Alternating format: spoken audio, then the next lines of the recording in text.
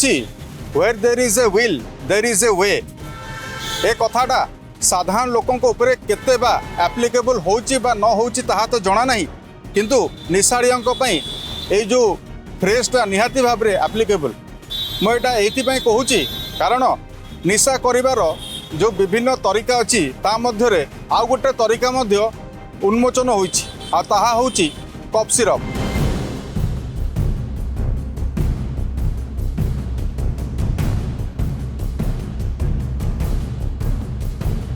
हाँ आज्ञा आपण ठीक शुणिले कफ सिरप गोटे जिनस जोटा कि आम साधारणतः काश छिंक थंडा हेले आम खाई थाउ जेकोसी मेडिसिन दुकान को आपण जातु से मेडिसिन दुकान को गले आपण बिना प्रेस्क्रिप्शन रे गोटे कफ सिरप बोतलटी पाइपर ताहा तो आम समस्ते जानीचे यह संभव किंतु ये जो कफ सिरपटी अनेक जगार गोटे निशा द्रव्य भाव व्यवहार होता कथा आपण शुणा केबे पाइथिले जदि भी आपण पाई नाहांती ताहाले यार एक ज्वलंत उदाहरण आम आपन को आज देखा जाऊँ। आपण देखिपर आम पाखे ये जो बस्ता गुड़ाक बर्तमान सील करके रखा ये हजार हजार संख्यार कफ सिरप बोतल गुड़ाक अच्छी आम आज अच्छु एसटीएफ ऑफिस रे स्पेशल टास्क फोर्स ऑफिस रे जोठी कि गत काली ठारू भुवनेश्वर कटक सुंदरगढ़ ये जगार माने रेड चली अनेक कोरियर संस्था को टार्गेट करा जो मान पाखे ये कनसाइनमेंट गुड़ाक आसिकी देशर विभिन्न जगार आसिकी पहुँची आम जहाँ जाना पाइलु ये जो कफ सिरपटी हिमाचल प्रदेश रु एक्सपोर्ट होइकी ओडिशा आसीथिबा कथा आपण माने आज सकाଳେ खबर कागज पढ़ी थे आम आपन को गोटे जिनस देखा चाहबू ये कफ सिरपर ना हूँ विंसेरेक्स ये कफ सिरपर दाम हूँ 198 टंका जार एमआरपी यार बोतल रे मेंशन करा जायछि ताहा हूँ 198 टंका 198 टंकार बिक्री करा जाउतबा ये कफ सिरप किंतु निशा खोरों गोटे वरदान साब्यस्त होइतिला जार खबर पाई स्पेशल टास्क फोर्स एवं ड्रग्स कंट्रोल विभाग पक्षरु लगातार भावे 2 दिन धरी राज्यर विभिन्न जिल्ला रे चढ़ऊ चली चढ़ऊ रे आपण माने देखि पारथुबे माने पुड़ा पुड़ा आपण को आम संख्या कहू चाहूँ पाखापाखि जदि आम कहवा 13,000 बोतल कफ सिरप भुवनेश्वर जबत होइछि 13,000 ऊर्ध्व हम जार मूल्य पाखापाखि 52 लाख टंकार ऊर्ध्व थिबा आम जहाँ सूचना पाइचु ये जो विंसेरेक्स कफ सिरप ए कोडिन मिसाई यह निशा द्रव्य भावे निशाड़िया माने व्यवहार करा जाउथुबा अभियोग होइतिला प्रति बोतल मूल्य आपण मैंने जो भाई देखा पाइले 198 टंका रही ताकू विभिन्न रिटेल स्टोर रे बिका जाउथिला बिना प्रेस्क्रिप्शन रे यह को एनडीपीएस एक्ट 1985 एवं ड्रग्स एंड कॉस्मेटिक्स एक्ट 1940 मुताबक यही सबू को जबत करा जायछि जो संपृक्त कुरियर संस्था रही वर्तमान पचरा उचरा करा जाय आसंतु ए विषय सविशेष विवरणी आम वीडियो माध्यम रे जानिबा को चेष्टा करिबा या व्यतीत आमे लोकों मतामत मध्य नवा कारण ये जो कफ सिरपटी साधारणतः गोटे लोकटी जदि जाए गोटे औषध दुकान को जाए ताहले ताको बिना प्रेस्क्रिप्शन मिल जाए जदि आपण को आगामी दिन में प्रेस्क्रिप्शन दरकार पड़ी पारे तेबे आपण डॉक्टर पाखक जीवा पसंद करेंगे कि प्राइवेट डॉक्टर पाखक गले अथवा प्राइवेट क्लिनिक को गले टंका 500 आपण गणिबे जदि सरकारी हॉस्पिटल को जाउछंती 5 घंटा लाइन देबे तेबे ये जो निशा कारोबार को केमिति रोका जाई परिबो यह को लेकिन वर्तमान special task force drugs control department confuse होतुबा ए विषय नहीं कि से कौन भी निर्णय नहीं पार नथुबा आमे जहाँ जानिबा को पाउछ। हाँ निशा तो जानी नहीं कहीं घटना कौन कहीं आम आप पचारचु गत काली भुवनेश्वर आउ कटक रे 1 कोटी टंकार कफ सिरप जबत होती बुझे कारण यहाँ गुड़ाक सब व्यवहार होता निशाड़िया मान दि जाऊला बिना प्रेस्क्रिप्शन रे आप कौन कहते एमती आउ केते प्रकार निशा विषय आप माने विभिन्न आड़ शुणी जानी कथा माने कहीपर सेमती तो कहीदे तथापि अच्छी हाँ सेटा भी जानी डेंड्राइड अच्छी पाउडर भी अच्छी सब प्रकार अच्छी जी जोटा नहीं पाला कफ सिरप कथा आप शुणी हाँ जानी कफ सिरप पिले निशा पिले यहाँ भी जानी गोटे आपण कौन भावुं ये जो 199 टकर कफ सिरप बिक्री होची ताठू भल कौन लोक जाकि माने मद दुकान जाकि किनी परिबेनि 100 टका देकी 199 दे कफ सिरप किनुछन ना मदर टी अधिक रेट बढ़ुची बियर रेट बढ़ी गला ଏତିକି ହବନି ତାକୁ ତାର କ'ଣ ସରକାର କମେଇବା କଥା ବିୟର ରେଟ୍? କମେଇ ଦେଲେ ଆହୁରି ଭଲ। ये बड़ी अच्छी बात कही आप। କ'ଣ ଆଉ କହିବେ ଆପଣଙ୍କୁ? ଆପଣ କାହିଁ ବହୁତ ଓଡ଼ିଶାବାସୀଙ୍କ ମନର କଥା ଆପଣ କହିଦେଲେ। ଏଠି ହେଲେ ମିଳୁଛି, ବିହାରରେ ତ ମିଳୁନି ଟୋଟାଲି, ବନ୍ଦ ଅଛି, ବ୍ୟାନ୍ ଅଛି। ଏଠି ତାହେଲେ ମିଳୁଛି। ମାନେ ଏଇ ଯୋଉ ଭାଇ କପ୍ ସିରପ୍ ପିଇକି ନିଶା କରୁଥିବା ଏମାନେ କୋଉ ସ୍ତରର ଲୋକ ଏମାନେ? ମିସ୍ତ୍ରୀ ଲେବଲ ଶୁଣି ନା କ'ଣ କରିବା, ଆସିବା ପିଇ ଦେଉଛନ୍ତି ଆଉ, ମିଳିବା କଥା ନୁହଁ। 600 ପାଉଛନ୍ତି, 200 ଟଙ୍କାର କପ୍ ସିରପ୍ ପିଇ ଦେଉଛନ୍ତି। ନିଶା ପାଇଁ ସବୁ କରିଦେଉଛନ୍ତି ଆଉ। ଭାଇ କ'ଣ କହିବେ ଆପଣ? ଆପଣ ଜାଣିଥିବେ, ଆପଣ ଯେହେତୁ ପାନ ଫାନ ସିଗାରେଟ୍ ଫିଗାରେଟ୍ ବିକା ବିକି କରୁଛନ୍ତି, କପ୍ ସିରପ୍ରେ ନିଶା ହୁଏ ବୋଲି ଆପଣ ଜାଣିଛନ୍ତି?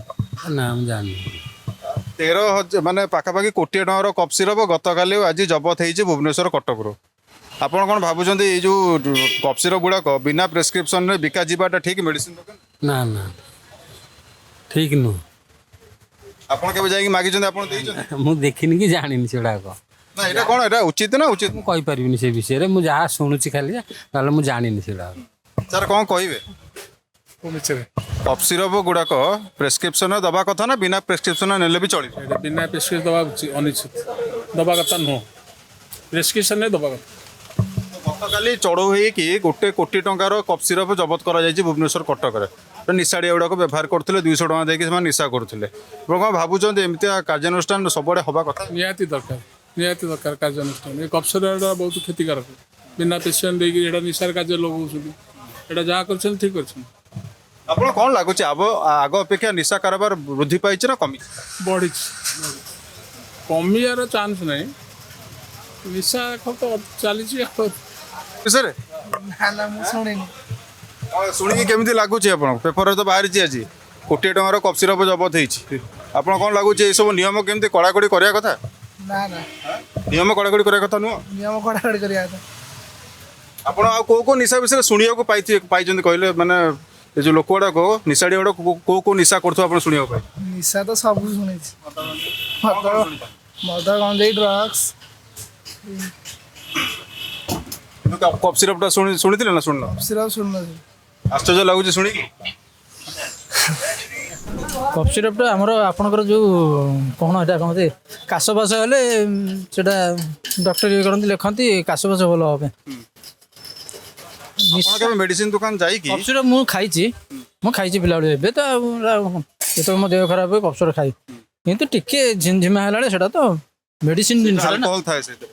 ଆଲକୋହଲ ଥାଏ, ଆଲକୋହଲ ଥାଏ ବୋଲି ତିଆରି ହେଉଛି ସେଇଟା ଆମେ କ'ଣ ଜାଣୁଛୁ? ଆମେ କିଣିକି ଆଣିଲୁ ଖାଇଲୁ। କପ୍ ସିରପ୍ ପାୱାର ମେଡ଼ିସିନ ଜିନିଷ ମାନେ ଟିକେ ପାୱାର ହବ, ଟାବଲେଟ୍ ହଉ କି ମେଡ଼ିସିନ ସିରପ୍ ହଉ, ଯେକୌଣସି ଜିନିଷରେ। ଆପଣ ମେଡ଼ିସିନ ଦୋକାନ ସାର୍ ଯାଉଥିବେ କେବେ ନା କେବେ ରେଗୁଲାର ଯାଉଥିବେ। ଆଜ୍ଞା ଆଜ୍ଞା। ଆପଣ କ'ଣ ଭାବୁଛନ୍ତି ଯେତିକି ମେଡ଼ିସିନ ଦିଆଯାଉଛି ସବୁ ପାଇଁ ପ୍ରେସ୍କ୍ରିପସନ୍ ହେବା ଦରକାର ନା ଦରକାର?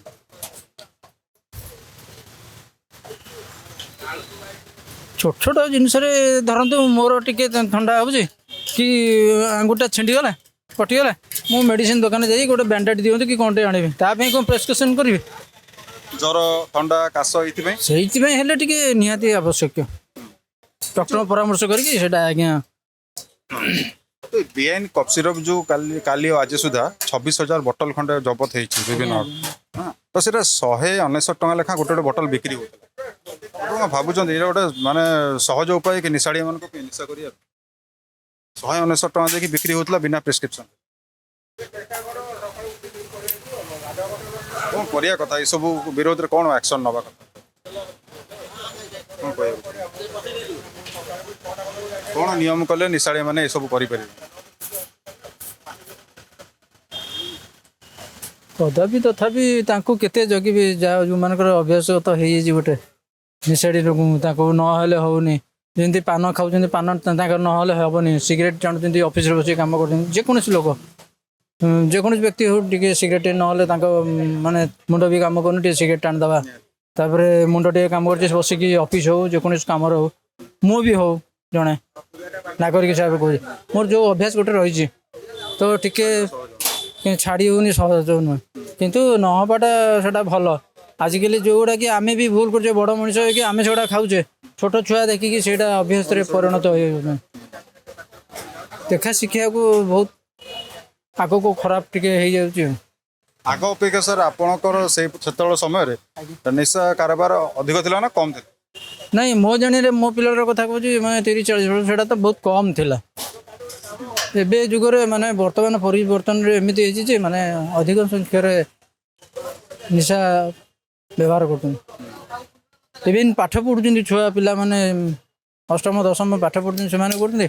ଆଉ ସିଏ ତ କରୁଛନ୍ତି ଷ୍ଟୁଡେଣ୍ଟ ଯେଉଁମାନେ କଲେଜ ପାଠ ପଢ଼ୁଛନ୍ତି ସେ ବି ସବୁ ମାନେ ଏମିତି ପରିଣତିରେ ଇଏ ହେଇଗଲାଣି। କାହାକୁ ଜଗିବା ଏଡ଼ା ସବୁ ଆମ ବାପା ମାଆଙ୍କର କର୍ତ୍ତବ୍ୟ ମୂଳ। अच्छा मैं उड़िया नहीं आप उड़िया तो नहीं है, लेकिन आप बोल सकते हैं कि ऐसा कभी भी आप कहीं भी मेडिसिन स्टोर पर गए हैं तो बिना प्रिस्क्रिप्शन के आपने लोगों को देखा है लेते हुए मेडिसिन वगैरह?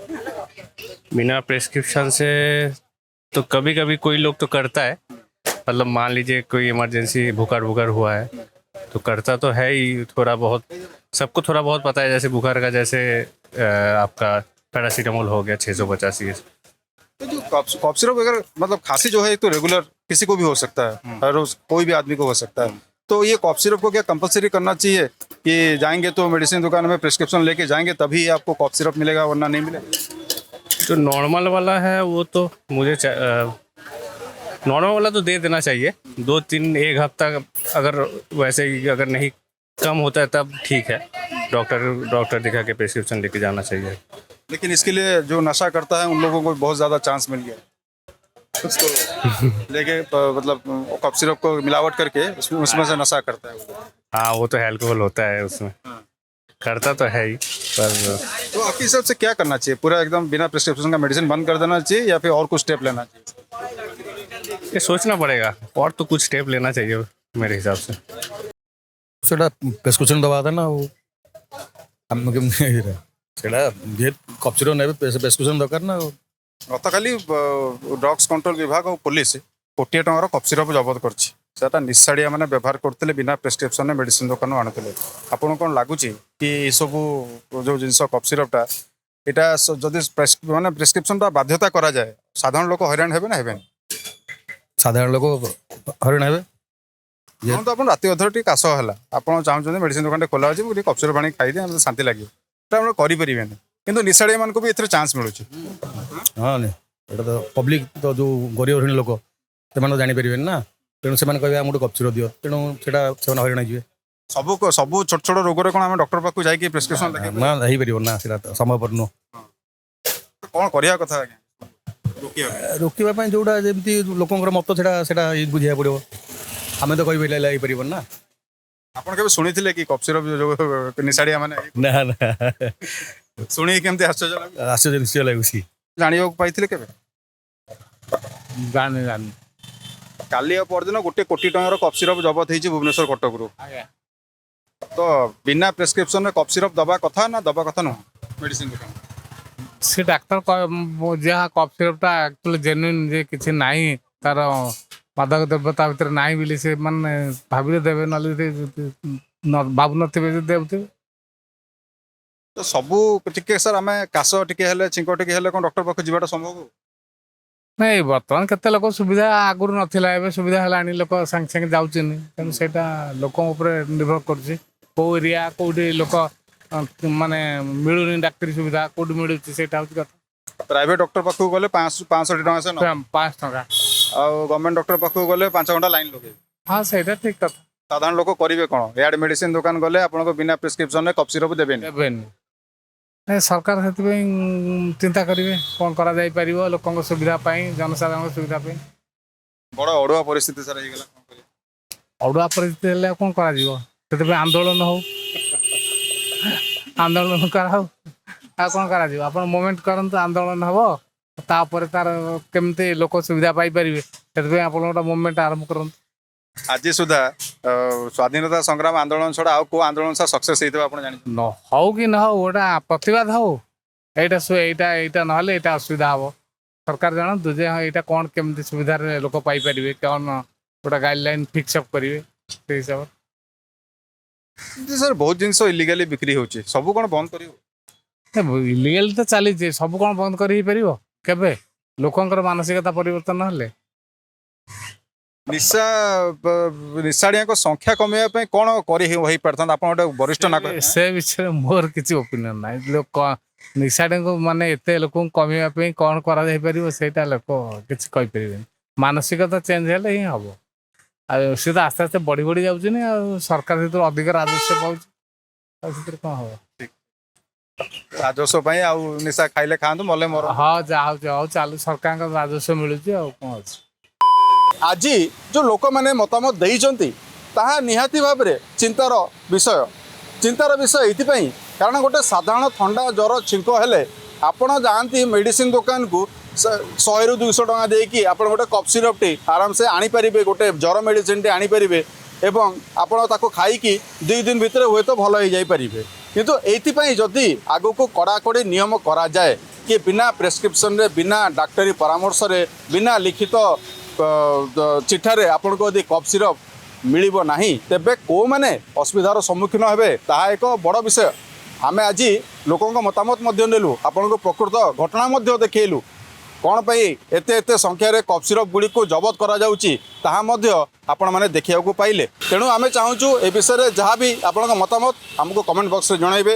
କଫ୍ ସିରପ୍କୁ ସର୍ବସାଧାରଣରେ ବିନା ପ୍ରେସ୍କ୍ରିପ୍ସନରେ ବିକ୍ରି କରାଯିବାଟା ଠିକ୍ ନା ଭୁଲ ସେଟା ଆପଣମାନେ ହିଁ ନିର୍ଣ୍ଣୟ ନିଅନ୍ତୁ। कैमरामैन प्रतीक सहित अर्णव महांती, हैंगर स्टोरी। मेरा ये चैनल सब्सक्राइब करें,